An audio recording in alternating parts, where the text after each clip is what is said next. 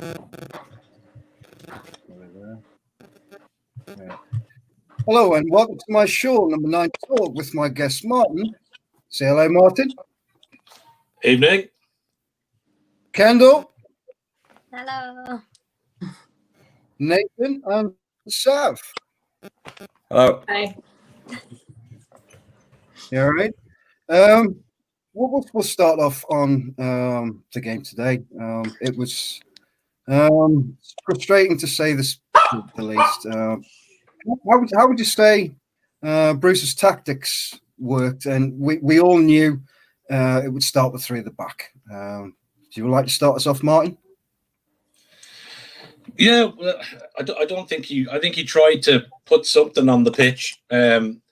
We obviously did the show earlier on, and we were kind of chatting before going on, saying, is he going to play a 5 at the back? No, it looks like a 4. Is he going to play a 3? And then I kind of seen something on Twitter from Chris Waff saying, Hayden could drop back if needed into a 5. And we were kind of pre-show going, Jesus, I hope it's not 5 at the back. I hope it's not 5 at the back. And as soon as it kicked off, we went, Hayden's playing at the back, it's 5.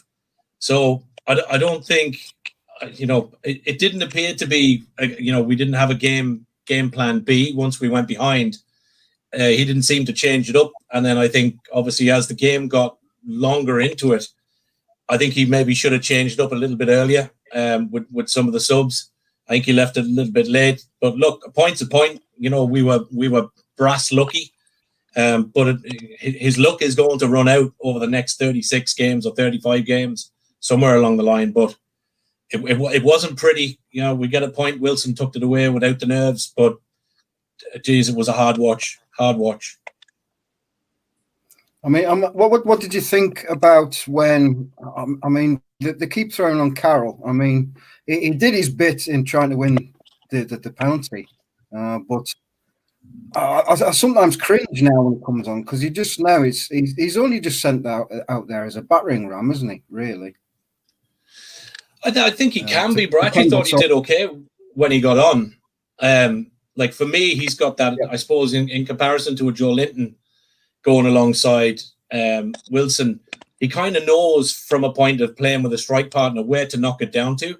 So if you look at a few of the balls that he got in and the free kick that was won, he kind of knows where to play off of a strike partner. So he was able to knot it down to Wilson a couple of times, or I think was unlucky with a couple of breaks into the box. So I think whilst he's a bit of a battering ram, I think his experience as a player in the Premier League, I think maybe gives us a little bit more. I thought when we played the game the other week, I thought he played really well off Wilson. So I was surprised he didn't start today maybe. But then I thought he might push, Almiron in behind, but he obviously didn't. He played that 3/4,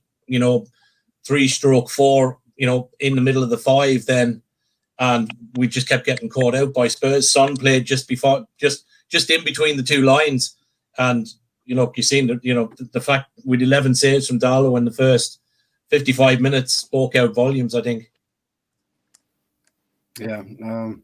I mean, you look at players like Shelby who can do so much, and I always think he always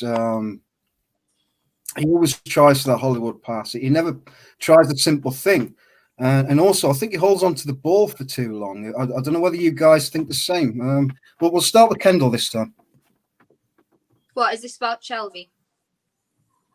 Yeah, Shelby. Yeah. Yeah. I think he's just very inconsistent. Like, he has one really good game, and then the next couple he's a bit off kilter. I don't know what it is. I think today, personally for me, I would have took him off at about 65 minutes. I just think he wasn't doing anything. The midfield was wasted because obviously Hayden, which in my opinion is the best midfielder we have, was obviously playing centre back.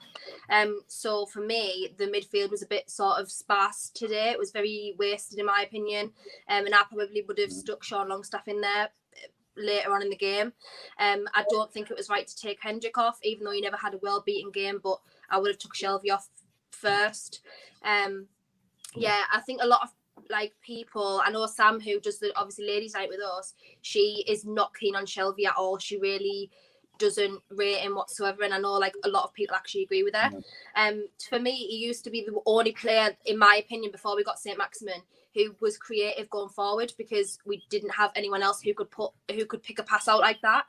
But for me now, I think he's just very inconsistent, and the passes that he gives now, the service isn't enough now for like our strikers. So I just think he needs to up his game a little bit now if he wants to keep his place. So if they're gonna, if Steve's gonna mess around with the formation and stuff.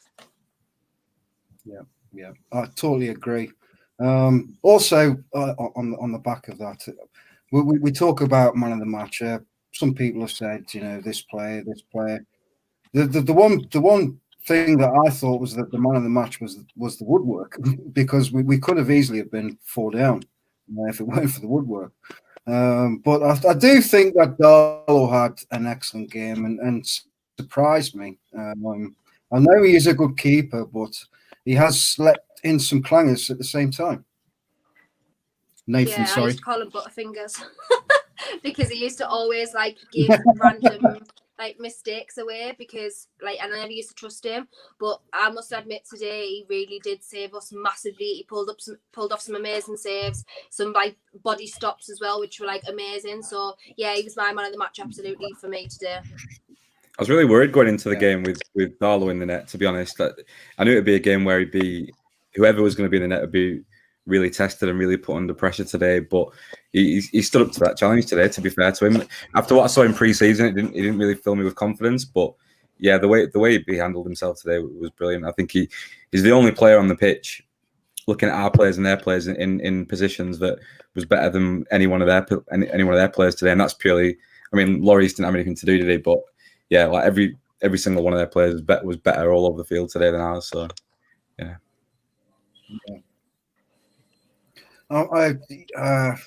You were on about Hendrick there, Kendall. He had a steady game. He did try to try and keep things moving, but there was no movement around the rest of the team, was there really? No, I think, and then he placed that shot that would literally went to the corner flag. Like, I don't even know what that was about, to be honest. Like, he couldn't even kick the ball straight. So, I mean, like, no one had a good game, I must admit, apart from Darlow. So, no one really had a necessarily good game. But I don't think Hendrick was the worst of the bunch. But I don't think he was good by any means. I think he had a poor game, but I think, again, we said earlier on, myself and Nathan were talking earlier, I think when Shelby has a game like he did today, where he's just not at it, the rest of the midfield gets exposed, because they're trying to back up the work that we're not getting from Shelby. Yeah. So to be fair to Hendrick, obviously, we get to see him a bit more over this way, because obviously he plays for the Irish team. Like, he's a pure workhorse. He's not a superstar. He's not going to set the world alight, but he'll give you 120% in a jersey every week in, week out. Thing I like about him, the thing I liked about him at Burnley is he plays a lot of games. He'll play you 30, 38 games a season. He's not very injury prone, so you're going to keep him in the team. But I think today, he was so far behind trying to chase ball, cut inside, play wide, and he was just getting nothing in backup. There was no Hayden there, and then Shelby was just off game. I think the lad was unlucky, to be fair. I think it's unfair to not criticise him. Look, he wasn't the best today, and everybody has a good game, bad game. But I think if Shelby's not on his game and Hayden's not there, or Sean Longstaff, I think any midfielder would struggle there. I think if Hayden had been there, I think he would have struggled. So I think it's a hard one to judge. But I'd like to see. I think for the next game, for me, I'd like to see Longstaff and Hendrick there, and with Hayden maybe just behind the two, and then a 4 at the back maybe. But let's see what the cup game brings, and Burnley the week after, I think. I think it's that saying of there's no I in team. So, Hendrick can stand out as having a bad game, but to be fair, all of them were pretty shocking. So, you can see he was trying, but if no one else is playing well around him, then it's so much more difficult for him to play well himself. Yeah. But looking at Shelby today, like Shelby on the pitch for that long, like it was a mystery to me why he was still on the pitch at the end of the game, especially when they were taking like Almiron off as well before him. I thought we made some changes, and I thought we could get something here. We might be able to like capitalise on this, and then they took Almiron off right after that, and I just thought, well, like he's been one of our only sort of forward-thinking players the whole game, and then they've made some changes to go more forward-thinking, then they've taken him off. It just didn't seem to make sense to me. In terms of Shelby, he wasn't even doing the basics today. Like when we had a few rare opportunities of free kicks and corners in free kicks in dangerous positions and corners, he wasn't beating the first man on a number of occasions today with his set pieces, and it's like, I don't know. It just seems like he's really struggling at the minute. But Bruce seems to really persevere with him. I don't know whether like Bruce is like scared to drop him or something. It wouldn't surprise me. Maybe he's got a close like Joe Linton. Probably. Talking about Joe Linton, there's a lot of people are saying, you know, he had a good game, and to be fair, he was a bit of twinkle feet a couple of times in the game. Yeah, he had a couple of really good runs actually. You know, I think today, I don't know if it's because we all got behind him or something, you know, on Twitter, but he seemed a lot better today and a lot more confident, especially down that side. He's not a centre forward. I think his strength is down the side. I hope he carries on improving. I'd really like to see him do well. Yeah. I don't think any of us are like wanting to. We don't want to get on his back every week, and we don't want to. We want him to succeed, but it's so hard to not say anything when you see a lack of effort. And what we've seen this week is that he's applied himself in 2 games. Like obviously one game he had an easier time than the game this weekend, but you know he's dug in and he's applied himself today. And what I did like was when he got booked, when he was chasing back, I think it was Lucas Moura. They were on the break against us, and he barged into him and like brought him down and stuff and got himself booked. But I was pleased to see that, because we haven't seen that kind of like that sort of aggressive like streak or that sort of awareness of what's going on in the game from him really up until now. So I was like pleased to see him do that, and like pleased to see like a little bit of fight in him really. Yeah. I think all we ever ask for is like people to try, isn't it? Yeah, like, we only ever ask for players to literally apply themselves. Like that's all we ever ask for. We don't want to abuse them or like whatever, man. I mean, if you abuse me, you're an idiot anyway. But we don't want to like get on their back. We don't want to hate him. We want him to do well. We want him to succeed as much as like everyone else does. We don't. But as long as he's, as we say, getting a yellow card today, normally we'd be like, oh, what are you doing? But to see him get a yellow card means he was actually applying himself in the game today, and he was actually working harder than he usually does, because to me he just looks uninterested normally. So for me today, to see him actually trying, and I think at one point he dribbled past like 3 of Tottenham's players and got into the box, and then lost it, but fair enough. So for me, yeah, today he looked a world of difference, so it was good to see. When Almiron first joined though, he was like I remember him like he'd run into these positions and he'd lose the ball and he'd like trip up over his own feet and stuff. But I remember when the first time I saw him, I thought, oh, like I don't know about this guy. I don't think he was quite worth the money that we spent on Almiron when we first signed him. But he just persevered and he carried on working hard. He worked hard, did the basics, worked really hard every game, ran a lot, tracked back and all that stuff. And everyone loves him now, and that's how it goes. And I think if Joe Linton can look to emulate anyone in terms of how they've grown in a Newcastle shirt, it would be Almiron for me. Yeah. I think he just needs to put the same effort in as Almiron has done. I think for me, like Almiron made it for me. I think the game we played against Wolves, where we ran about 70 yards down the pitch to tackle Traore, and I think that to me showed the fact he wasn't scoring, but he kept the head up, kept working hard. He got subbed when he got subbed. And at the end of the day, his goal came and his time came. And he, you know, if you look back at the 8 or 9 goals from you know the last season, like he's some cracking finishes in it, but it's a confidence thing of letting them settle and get through. And I think, to be fair, Joe Linton, you know, we've all had a pop at him, me included. You know, you're looking at a price tag and going, Jesus, 40 million, what a waste of money, guys junk. But you know, I think Nathan and Adam made a point, and Daz on the show today, saying like some of the stuff that's gone around on Twitter and on his Instagram and everything else, shockingly unfair to get that kind of stuff. And you know, I think the lad, I pray that the lad comes good, because you don't want to write off 40 million, you know, on a 24-year-old or whatever it is. But he definitely looked better on that left, and that is where he played with Hoffenheim. You know, he played on that wide left, cutting inside. You know, cutting wide left, cutting into the centre, at the box, and he was scoring goals. So there's goals in him if we can just fathom out where to play him and play him with the right parents, I think. Yeah. I mean, you could look at when you say about Carroll and Wilson up front. Carroll's a kind of the person that will create space with his physicality. So why can't we utilize that in the way I don't know if you can remember Carroll and Nolan, the way that Carroll used to nod on for Nolan to score. And I think we should really see if we could be playing long ball, we could be doing that, having people running in at the last moment.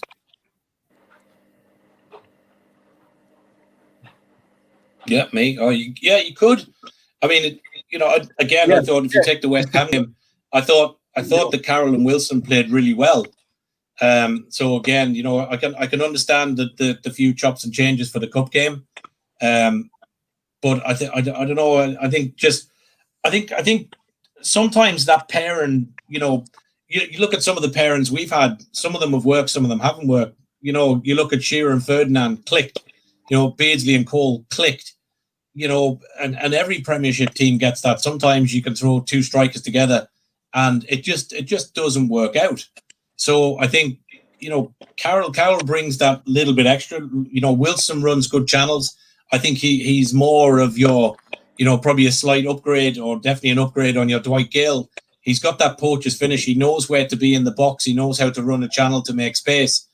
And that's all good and well doing that. But you need somebody else then that's working with him to fill that gap if he pulls wide in the channel. But I think for me, I'd rather see Carroll and Wilson play. I think for me and Joe Linton out, and then maybe Almiron as the one who's kind of scrapping in behind them.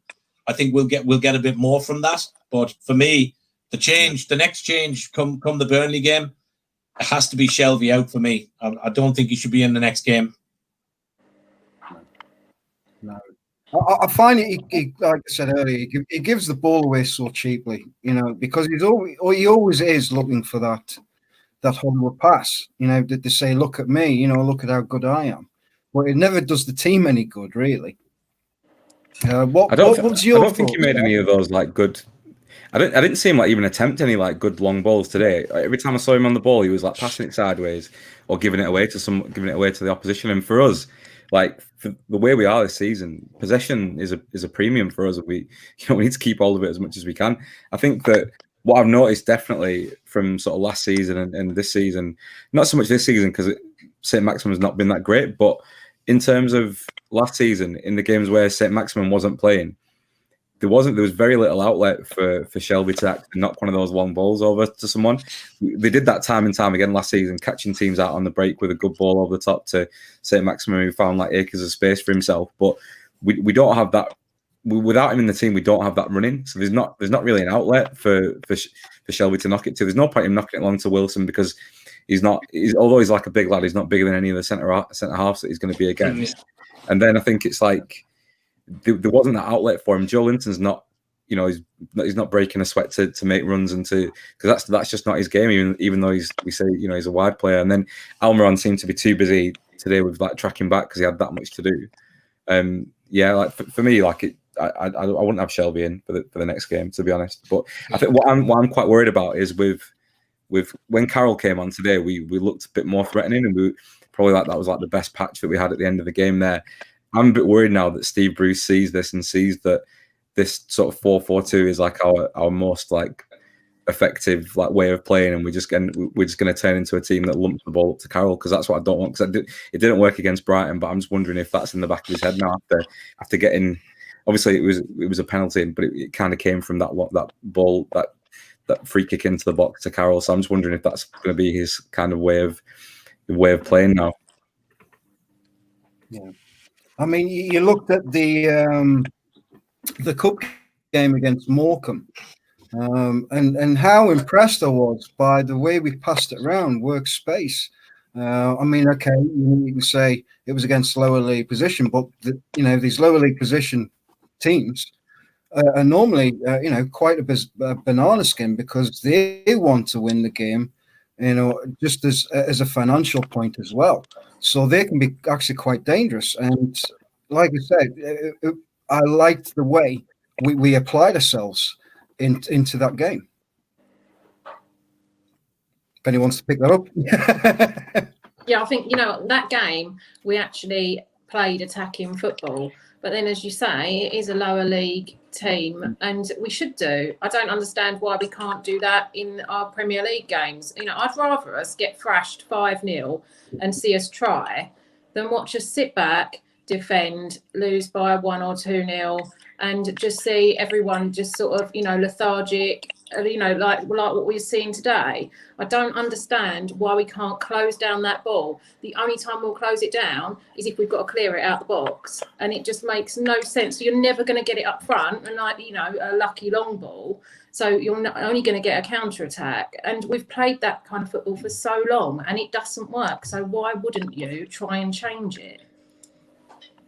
Yeah, I mean we've got to look at the players like Fraser coming back, ASM coming back from his knock, and could we then play a bit more expansive with them two back, or do you think Bruce and his tactics aren't exactly expansive?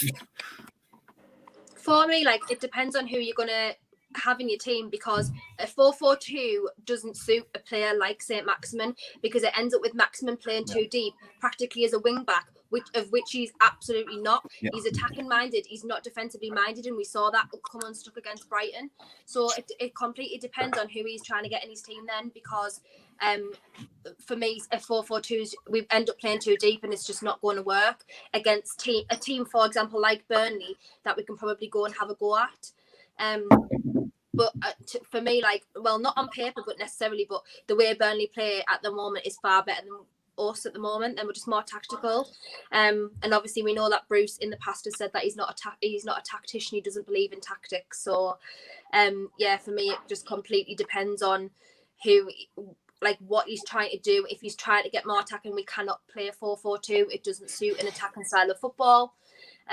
But I'll just be very curious to see how he sets up against Newport County, because now I hate the excuse that, the league, we need to focus on the league, especially when we lose to in a cup game, when we lose to a lower league team. I hate that thing where we need to focus on the league. But the way we're playing right now, we actually really, really do need to focus on the league, because we don't have that squad depth now that we all thought we would possibly have, because as we've seen, the people who would be secondary positions, they're not good enough either. So I really don't know how he's going to set up against Newport on Wednesday. I'll be really, really interested to see that. So, yeah. Question here from Samantha. Sav, what about Richie's injury? Oh, I'm gutted. Do you know what? Ryan Fraser's going to have to do all the chores at home tonight, isn't he? He's injured. I saw he's got to have an operation or something. I'm gutted, because he'd only that was the first time he'd started, in a Premier League for a couple of matches. And I was like, brilliant, he's back. And then he's injured, and God knows how long he'll be out now. He's out. That's saying it's coming across Twitter. He's out for about 6 weeks. 4 to 6 weeks anyway, with a shoulder injury. Gutted. I think I know not everyone agrees with me, but I think he's brilliant. I think he gives something that he's. Yeah. We've been crying out for that kind of leadership in the last couple of games. I felt like, and I think that's been really important to have him back, because when the game wasn't going so well today, he was trying his best, wasn't he? He tries his best every game, and that's what you get from him. And that's something that, when we talked about players going missing, like the likes of Shelby and stuff in games, you never get that from Matt Ritchie. Even if we're having the worst game ever, he's always going to be trying. He's always going to be trying his best with the ability that he's got. And you can't ask for more than that. So I think he'll be sorely missed in this time, because it's going to be a crunch. It's going to be a crunch 6 weeks for us, because it's kind of like make or break, isn't it? This next 6 weeks, it's going to. The way we've started is really concerning in terms of performance, not so much in terms of points, but the performance has been really concerning. So we need to that's something that we need to like address straight away, isn't it? And I think he would be a good factor in keeping the likes of people like, because today he would have had Joelinton kind of like in front of him, and you would have thought like I couldn't have the sound on because we had the stream on, but you would have thought he'd have been keeping him in check the whole game, and he probably Joelinton probably benefited a lot from having him behind him. Yeah, I 100% agree with that. I think what was missing in the Brighton game, if you watched, everyone was just going around and screaming at each other, and there was no leadership there at all. And when Richie's there, he's, you know, one of the only players that you actually do see, so, you know, someone trying to lead the game a little bit. And I think, as you say, that's going to be really missed because we desperately need someone like that. And to be fair, you didn't have the sound on. All you missed was a load of swearing, and apologies for it. Swearing as much as us. Yeah, I'd like to think we might get a bit of that out of Fraser, though. I think him and Richie are kind of similar mold from what I've seen. So I think I'd like to think that we might get a bit of that out of Fraser. And I think, you know, the cup game is going to be different midweek. You know, we've a tough game against Burnley. We've a bit of a gap then with the internationals, and then we've got Man United at home. So, you know, they're two tough games in my book. You know, if we kind of have a bit of a squeaky bum moment in the cup on Tuesday night or Wednesday night, when it is, and then, you know, don't do so well against Burnley, like Man United could be a fair crux of a game when we get to it. I think the ASM thing for me, the puzzle with Shelvey is, you know, if Shelvey wants to play that long ball, you know, pop it over the top, you really need someone like an Almiron alongside Wilson, because you need Wilson to make that pull out to the channel to make the space for Almiron to run into. Whereas if the two of them are close together, you don't have that.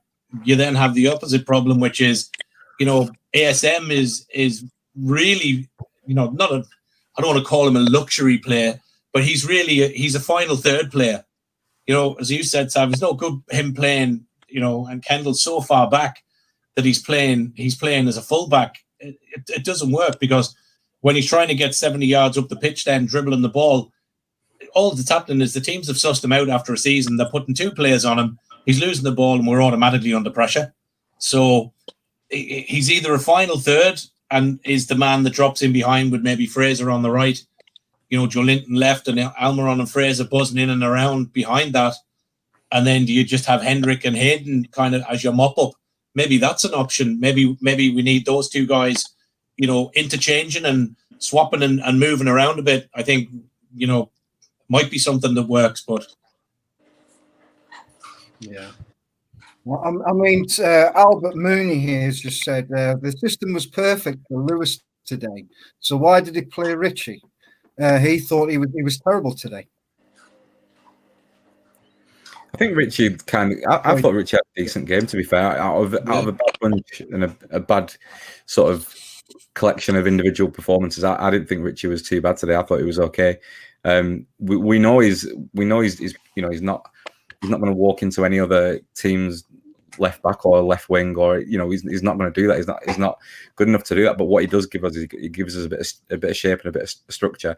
Yeah, he was at fault. Like, it wasn't necessarily his fault for the goal, but I think there were others we pointed out today on the show, like where there were a few other people looking at him, and like Shelvey could have given him a shout for like a man on behind, and we shouldn't have even got in that position because Kane just had a free run into our box, to be honest. But yeah, Lewis was okay when he came on. I feel like he needs the best we saw from Lewis was the first game against West Ham when he had St. Maximum in front of him. So I think to get the best out of Lewis, we need someone really dynamic playing in front of him.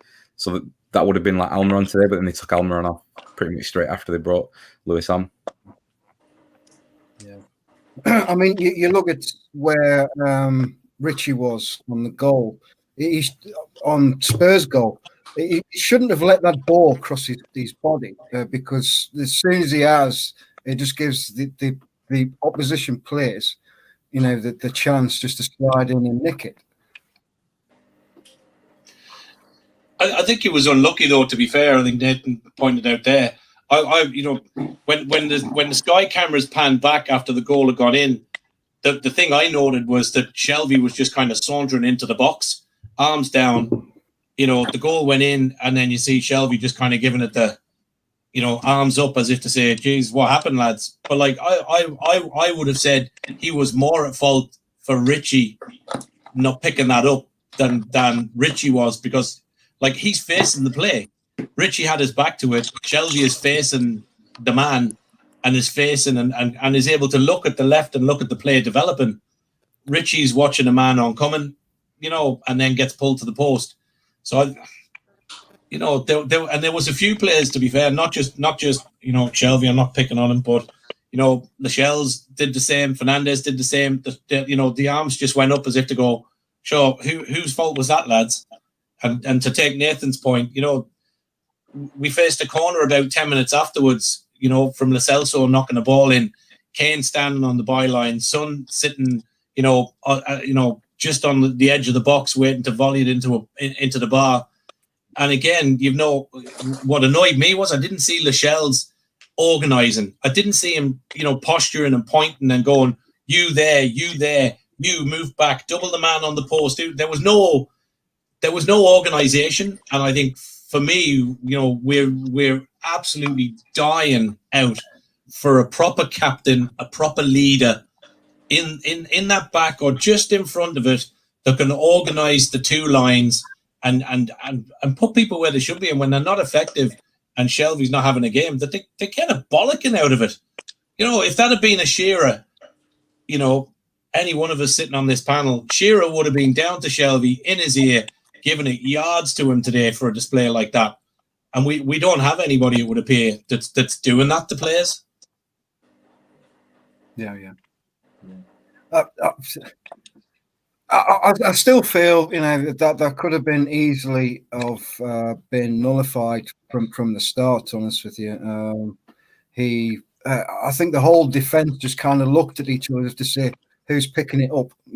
Like you said with Lascelles, he is a huge voice, and we've seen that he is a voice in the dressing room. He's made it known on Sky cameras that he's not been happy with what's been going on. So, these are the people. I mean, you look at Richie, who's he's just rage on most games. So, these are the players that need to be shouting and saying, "Oi, sort this out. Get yourselves into these lines, get your banks up. Move," kind of thing. I think if it wasn't for Lascelles' leadership skills, to be honest, I must admit the latter half of last season and the starting of this season, I think he's gone downhill massively. We used to trust him a lot when it came to organisation. We used to say that, I know that a lot of people used to say that the defence was a shambles when he wasn't involved because his leadership was needed so badly. And I really don't think he's displayed that at all. For me now, I really think the captaincy needs to be moved on. Unfortunately, and I know that's very humiliating for a player obviously he's had the captaincy for 3 years now, and I think it's obviously massively humiliating. But for me, if he carries on the way he is and we don't have that sort of leadership in the team, because everyone just likes to blame each other rather than blaming themselves, we're going to struggle. I literally had this conversation with my brother watching the match today, and I said to him, who do you think would be second, for the captaincy? And personally, for me, it would be Dubravka, because I find Dubravka, and I know it's a bit odd to have a goalkeeper as a captain, but obviously Lloris used to be captain for Tottenham for a while. And for me, he's the only other player apart from Lascelles that actually shouts directions from his line. So even when we're defending, he is massively important when he's obviously fit and playing, at giving instructions and shouting where people need to be.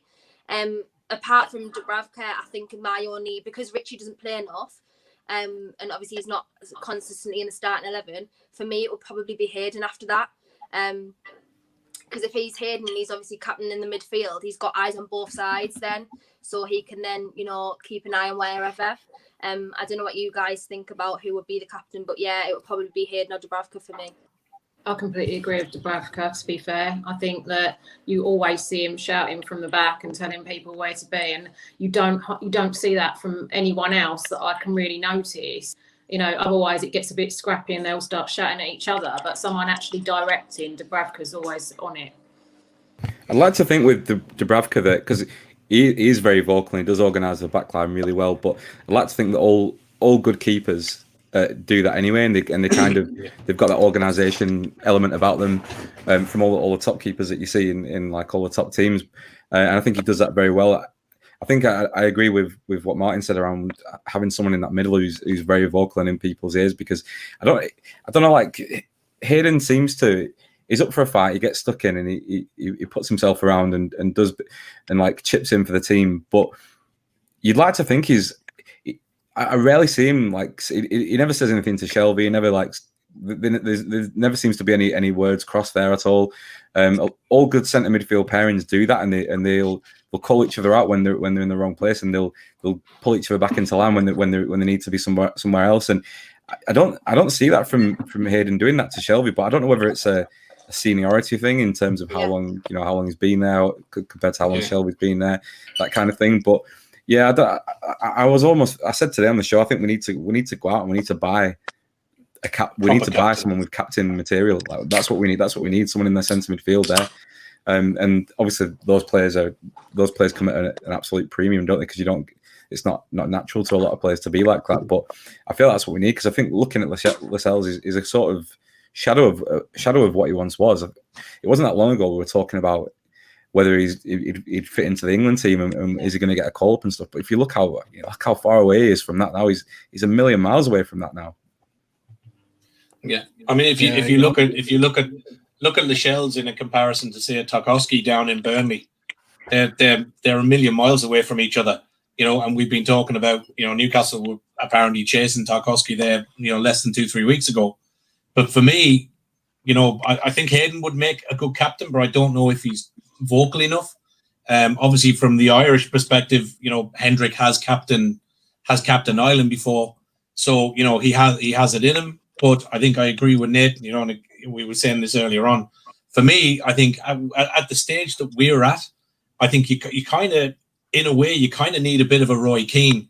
Not necessarily maybe the fiery, mad temper and 5 red cards a season kind of thing, but I think you need that level of a level of passion and drive, to not be afraid to call, as Sam said, call your teammates out, on the pitch when you need to organise.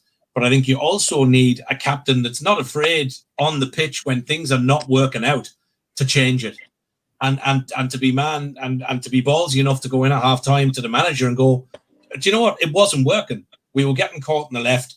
We were constantly getting Kane or Son sitting in between the two lines. It wasn't working with a 5, and hit that sideline and challenge it. And I don't think we have that. And I think we desperately need, that kind of hardened spine as such. I think we've got Wilson, which is great. We've got Dubravka.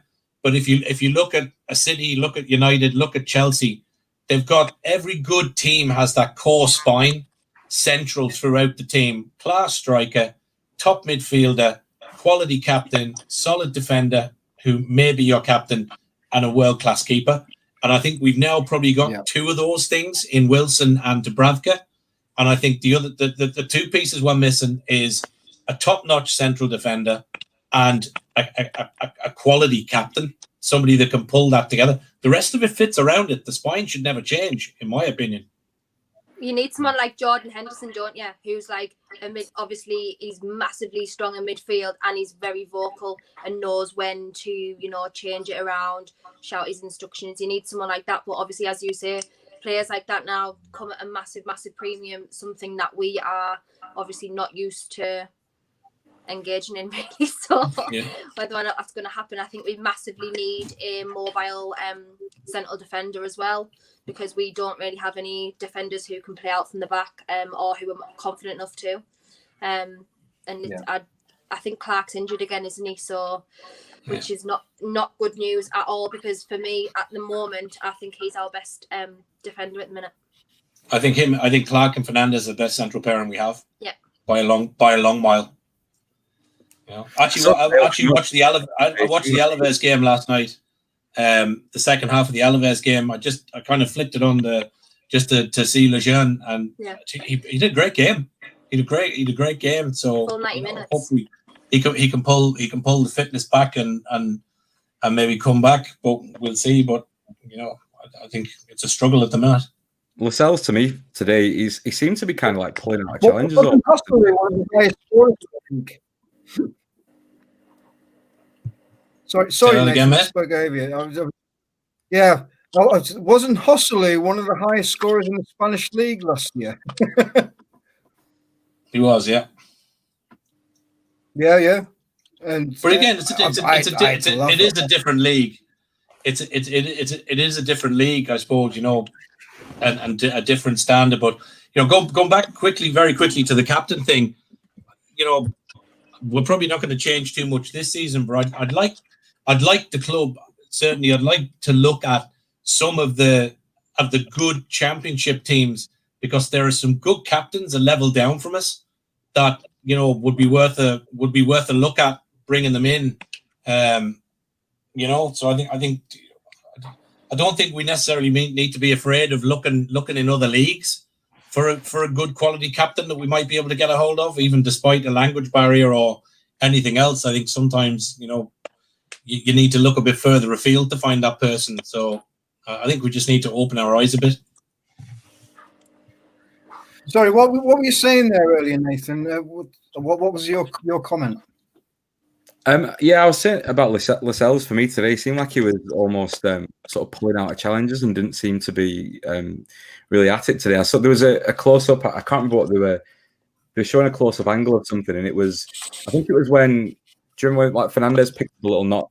I think it was in the first half, and it showed the two of them, and they were both sort of going for the same ball kind of thing. And there's a Spurs player in the middle, and like Fernandez looked like he was flying into it, and he looked like he was, you know, really up for it and really going to try and win the ball. And like Lascelles seemed to be, he was sort of like half pulling out of it and half. I just thought that kind of summed up their performances for me today a little bit. They were, once Lascelles got a knock, he didn't seem to, even though it seemed like fairly innocuous, he was kind of, he didn't seem up for it today. And yeah, like we're talking about going out and buying like some adding some strength to the spine of that team. We were looking at, I think we put a bid in for him in last season, in January last season, for the lad Sumer from Lille, and I think there was rumours of us putting a bid in for him a couple of weeks ago as well. And I know that I think they had a fee agreed in January, but he didn't want to come, I believe, I think it was January. But there was talk of another bid being put in for him. So I think that bid, and that was after the signings that we'd made of Wilson and Fraser and everyone. I think that bid, we were talking about 25 to 35 million, somewhere in that area. If that money's available, then go and get someone like that, because he'd had so much strength, and he'd fill that kind of like almost like fabled Makaleli role type thing for our team, and he'd be great for us, something like that, and something that we don't have, someone that can bring the ball and uses it well. And I think like someone like that today would have been perfect for us. I mean, with the deadline vastly approaching, I think we've got 2 loans or two squad spaces to fill. We were looking at 2 loans, weren't we? So who would you guys recommend, or who do you think that is a possibility that should be the 2 loans? We'll start with Martin, sorry. Yeah. Jeez. I think we desperately need a centre back.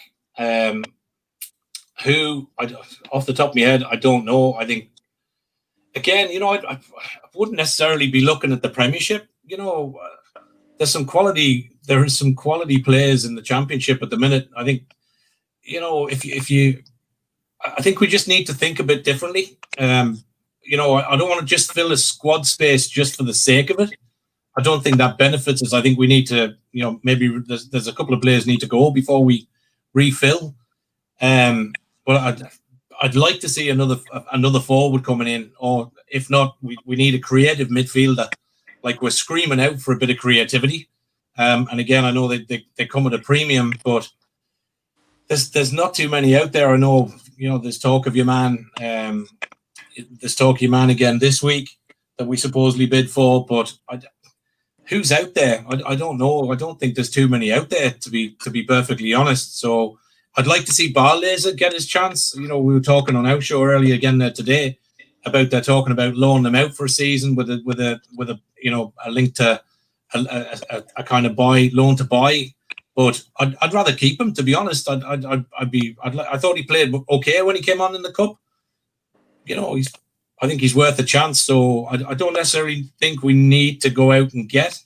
If anything, I would like to see maybe before the end of the window. I'd like to see us get a creative midfielder just to take Shelby's spot so far, and just to be able to ping those couple of passes and link up the final third. I think that's what we're missing drastically at the minute for me. Yeah. Kendall? Yeah, I agree. I think before the last few games had started, I would have wanted a right back like Max Aarons from Norwich. I think, unfortunately, that's not going to happen, because I think obviously Barcelona are massively interested in that. And Manquillo, for me, is pretty much being solid. I mean, he's not world beater, but I think he's all right for now. So that's obviously not going to be the next burning issue. I think a player for me like Ross Barkley, for example, I would have took a massive punt on Ross Barkley. But I don't know what the crack is with him. I don't know what the crack is with his contract or anything like that. And I know a few people were obviously throwing out Troy Deeney as well. For me, I mean, I'm not Troy Deeney's biggest fan by any means, but if you're looking for someone with a leadership who isn't afraid to vocalise and say what he thinks, I think an attitude like Troy Deeney's is needed in that respect. Whether or not he's the player, that's not for me to decide, but just someone, like that, I think would be a good, if they're only going to be on loan, I think would be a good punt. Sam, same question. Yeah, I agree actually with Kendall. Troy Deeney. I mean, I think that we're sort of crying out for players that have, got a little bit of leadership about them. And there's not many names that have been batted about recently. I check it, quite often, and you don't. I looked the other day, and there hadn't been another link for like a couple of weeks to any other players. So, it's a complete mystery what's going on. I definitely think, we need another sort of central defender. It would be nice to have another striker, but at the moment I think that's going to be like a luxury. It's difficult, because of the lack of sort of links that are going around. Yeah. Same question, Nathan? Yeah, I think we are crying out for that attacking midfielder type player that can link the midfield and attack, because at times today Wilson looked massively isolated, and it looked like, I was saying on the other show earlier on, it wouldn't have mattered who we had stood up there today, because there was no link between any of the rest of our team and that forward line at all today. So it's something that we need to look at. I think, as Kendall mentioned, I know she's mentioned before, like about Ross Barkley. I think he'd be perfect. I heard that Chelsea are looking at getting like Declan Rice and one or two others, so it might be that they're looking to offload a few players, perhaps. Who knows? I think someone mentioned in the chat Rudiger as well. But like, why? I think he'd be great in our defence. That'd be such a good option to get somebody like that. One thing I saw the other day, actually, I didn't even know this had happened, but Mario Götze got released by Dortmund. And he's a free agent, and Hertha Berlin were looking at him.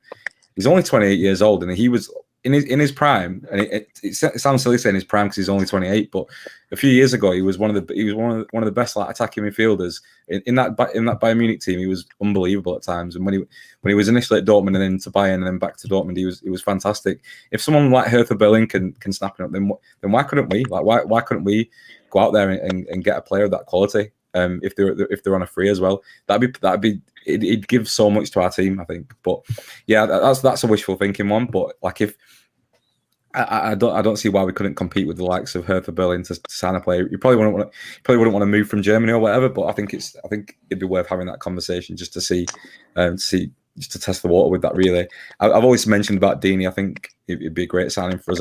I know a lot of fans say, I wouldn't have Deeney, but like, really, why wouldn't you? Like, we've got Andy Carroll on our bench, and we've got and that's it, pretty much, So, why wouldn't you?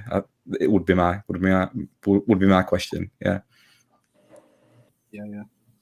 I mean, I've heard reports of what is it, Wyland Cyprian from Nice. He's one that's been touted for about. He was supposed to be 20 million, but 10 million is the said price. Does that say Maximum's mate from Nice? Anyone? Oh, I think so. Yeah, Wyland Cyprian, I think his name. I mean, that's all well and good, isn't it? But I mean, in terms of like another winger coming in, that's not really where we're lacking. That's probably one of the, it's one of the few times where we can say we've actually got like 2-3 decent players that can play in the wide positions with St. Maximum, Almiron, and now Ryan Fraser. For me, it'd be that centre midfield area, and I don't quite see how the hierarchy, how the management don't, because we call this out every week when we see it, and I don't see how they don't see it. It's really confusing. Yeah. For me, I think we missed out massively on a player like Batshuayi, because obviously he was on loan, and I think obviously he's been on loan for the past 3 seasons now at various places and gone back to Palace. And I think, for example, we've missed out massively on getting him on loan, because when he is fully fit and he's in the right team, gets the right service, he scores all the time. So I think we've missed out on a player like him. So where we're going to go from here, I really don't know. Whether we're going to buy any more, I don't think so. But I think it'll definitely be a couple of loans. I heard that Divock Origi might be available. I don't know how much that might be a possibility. I think he's worth. I mean, you'd take him, wouldn't you? Do you know what I mean? Like, if you could get a hold of him, I mean, he's Premiership quality. He's got goals. Oozes a bit of class. He's not afraid to. He could play him wide as well if he wanted to. So it's an additional option. I think from Nathan, I think Goetz is a great call. You take him for a season. The other one, he's a couple of years older, but is also a free loan, is Sami Nasri. So again, would you take him for a season as a free agent, and just he'd have to be a downside better even at 32 than Shelby is at the minute for us. I think it might just give you that again, that little bit of creativity that we don't have, a little bit of flair maybe. So there's I'm just looking at a list in here. Like, I mean, there's an awful lot of midfielders out there who are free agents. I think you just got to find the right ones that are out there. But I mean, you look at somebody like Goetz. I mean, what would he be pulling in wages? I mean, he'd probably be the wage that would be the problem for us. But he's not playing any ball. 28 years old. Yeah, worth the go, worth the punt, I suppose, for the season. Absolutely. Right. Looking forward to our next game, which is in the cup. The team we're playing slips my mind. If anyone can remind me. Newport County.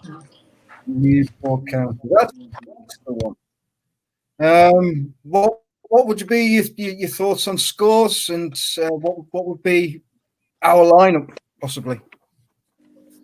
Start with Martin. To be fair, I'd obviously probably, apart from Richie, I would go with the same cup lineup that started the other night. I think they deserve to start again. I'd like to see obviously Fraser get a run. I'd like to see Barlaser maybe get a bit more time. Obviously, if Richie's not going to be playing, obviously then you could pull Kraft in if we needed to. But I'd like to see roughly the same team start again. I'd like to see Joe Linton go all out attack and all guns blazing again. I think Newport will put up a bit of a tougher test than Morecambe did, to be fair. So it'll be an interesting matchup, I think. But again, the team that goes out should be enough to beat them. But that'll remain to be seen. But yeah, I'd like to see the same kind of lineup go out. Maybe just a bit more time for Barlaser maybe in the second half. But I'd like to see Longstaff and Hayden start again. Yeah. Same question, Kendall. Yeah, completely agree. I think obviously with the score the other night, I think the same team deserves to go out and try again. Just continue hopefully the good luck that we had the other night. Completely agree about Newport being a different level to Morecambe. I think they will. You know, the problem is with lower league teams like that, you can't afford, like, you can't really go out looking to be clinical because they don't play like that. It's not, you know, like a clinical style of play. So I think, you know, you've got to just go out and have teams that actually want to just try and will be all over the park, which the other night we were, and there was a lot of standout players the other night, despite it being, you know, against the League Two team. I think, yeah, I do agree, especially with the whole team thing. I think the same team deserves to go out, although Murphy didn't look very as good as he did today as the other night. But I still think, you know, they all deserve a chance again. Sav? Yeah, I agree with Martin and Kendall. I'd send out the same team. I mean, you'd like to hope, you know, of a League Two team that you could do sort of another complete thrashing. It definitely probably won't happen for us. I just think that, you know, they deserve another chance, and hopefully it's not one of those fluke matches where we get beaten by them and then Steve Bruce is stood there at the end making excuses like they were some sort of wonder team and, you know, we were lucky to only get beaten by what we were. Yeah. Nathan? Yeah, I think with that game, what we want to look to do is we want to get in and get our goals early, and then start to rest some of our players that are going to be looking to play the weekend against Burnley. Because what we don't want is a bruising encounter. We don't want it to go the full distance. We want to kill the game early, I think. I'd like to see more from Murphy. I thought he was really good last week, and this week I think when he came on today, he didn't really have enough time to sort of feel his way into the game, and I thought it was, I think everything went through him at the weekend, and he would have been in with a shout to start, I would have thought. But, you know, Bruce has his favourites, and I don't think that, you know, he'll deviate from that. I didn't expect him to deviate from that against Spurs, but I thought Murphy and Longstaff in particular were quite hard done to not feature more heavily today. Longstaff needs another good performance because he needs to be pressing a claim for that first team spot. He needs to make it so that Bruce can't, you know, under any circumstances, justify playing Shelby again, because so we need Longstaff to have a good game so we can get in that spot. Because I'd like to see him play against Burnley, because Burnley are going to be really tough to break down, and we're not going to beat them by knocking long balls into their area and trying to look for knockdowns and stuff. There's no way against Tarkowski and Ben Mee. There's not a chance that we get any luck playing that way. We're going to have to. The way you beat Burnley is having players that can unlock that defence by clever through balls and down the wing. So, yeah, I'd like to see Longstaff feature and try and press a claim to be starting against Burnley. Hopefully, we just get through without any knocks, and I'll be quite happy with seeing the same team again. Yeah, to see what they can do. Because I think it's fair enough. I think if we double down on Joe Linton's good performance last week and then good performance this weekend, I think if he has another good game, then why not? That should send him into the Burnley game with you know, full of confidence, and hopefully can get a Premier League goal. Yeah, I'm being told by Samantha it's 4-0 West Ham. So that's a good result for West Ham, I suppose. It's a mad league, isn't it? I mean, anyone can beat anyone, can't they? It's the way we saw them on the opening day of the season. You wouldn't have them beating anyone 4-1, never mind Wolves, would you? So I think it's one of those seasons again. I'm just looking forward to West Ham clips on Twitter, what they're going to put out about that, because they're always a good laugh. So they still want their owners out. What scores would you give for the cup game then? Start with Martin again. Oh man, I'm going to get this totally wrong, and then it's going to come back to haunt me. I think I used the word the other night when we finished the cup game the other night. I said it was a professional performance. So if we go out with the same professionalism again this week, then I'd like to see us, you know, look 3-1 maybe. So I'll go 3-1. There you go. Joe Linton to score. Oof. Kendall? Yeah, I was literally going to say a 3-1 as well, because I think we sometimes switch off. So I don't know if we'll keep another clean sheet, but yeah, I think 3-1 was definitely my shout as well. Yeah. Sav? I'd hope we keep a clean sheet against them with 2-0. Probably be way out, but I think that might And you, Nathan? Yeah, I was going to say, I'm going to go the same as Stav. I was going to say 2-0. I'm happy with a clean sheet and a couple of goals and just get the job done and get out of there for the weekend after. I'm going for a 4-0 win. Confidence. I'll be brave and go for a 4. Yeah, 4-0. You got to be confident at some point. Anyway, thanks for your time. Thanks for coming on. Time is running out, I'm afraid, but you've all been brilliant. You've carried me. So thank you for your time, and hope to get you on another day. Thanks very much. Thank you. No worries, guys. Thanks, guys. Cheers. See you guys. See you guys. Bye. Cheers. Take it easy. See you, mate. Cheers.